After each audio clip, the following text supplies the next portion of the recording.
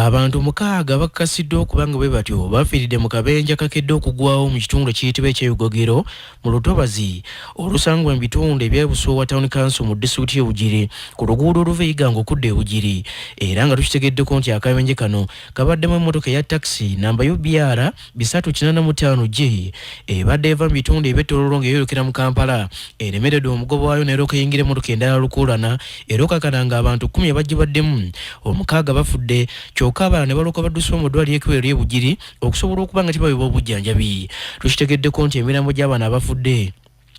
gitwaliddwa mu ggwanika ly'eddwaliro ekkulu ery'e Bugiri okwongera okwekebejjebwa ng'en'okubuuliza ku nsonga eno bwe kukyagenda mu maaso. Abamu ku beerabiddeko n'agaabwe bategeezezza nti abantu bano abafudde abasinga basoose kulaajana olw'ebyuma ebibadde bibanyize ate nga n'abasinga babadde bavaamu omusaayi omungi, kyokka kigamba okuba nti oluvannyuma wayise akaseera katono nnyo nga tewali ayamba n'oluvannyuma ne balooka bassa omuka ogw'enkomerero. Abamu ku bantu mu kitundu kino aboogezeganyizza mukono wa Nabbasa Rogers Mukuubo batubuulidde nti mu kiseera kino beetaaga batwala ensonga ez'ebidduka okusobola okugenda mu maaso n'okulaba nga babaako kye bayamba naddala mu Lutobazi olw'Igogero lwe bagamba nti mufiiriddemu abantu bangi olw'obubenje obw'amaanyi obugenze bugwawo mu kitundu kino. Bano kati mugenda mu maaso n'okuba nga tebatunnyonnyola engeri akabenje kano gye kaguddewo mu budde obw'okumakya baliko ebyenjawulo ebatangaazizza. Abantu emirambo giri mu ddwaliro buli wa muntu we abona akabenje kano abeera ogaba nga kunyangala emmotoka eno eije etomere yinaayo ebere mu maaso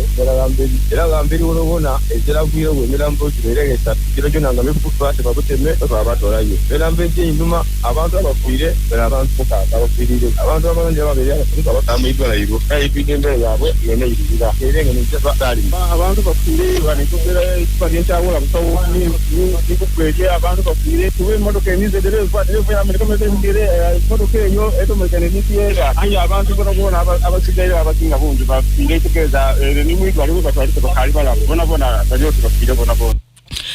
Wabula oluvannyuma omusasi wa Nabbasa Nayigaga Nasimu atuuseeko mu ddwaliro ekkulu ery'e Bugiri abantu abakoseddwa n'abo abafudde gye batwaliddwa n'aboogezeganyaamuko n'akulembera eddwaliro lino ayitibwa Dr. Wamasuhu Watson atubuulidde nti mu kiseera kino bakyagenda mu maaso n'okulaba nga bazengulu obulamu bw'abamu ku abo bakyalimu akateetera, kyokka agamba nti abasinga bafunye obuvune obw'amaanyi nga tebamanyi nti oboolyawo banaawuna obulungi. Abantu 10 babadde involved ku bantu 15 bafiiridde ku sipooti abataano baleetebwa ku emergency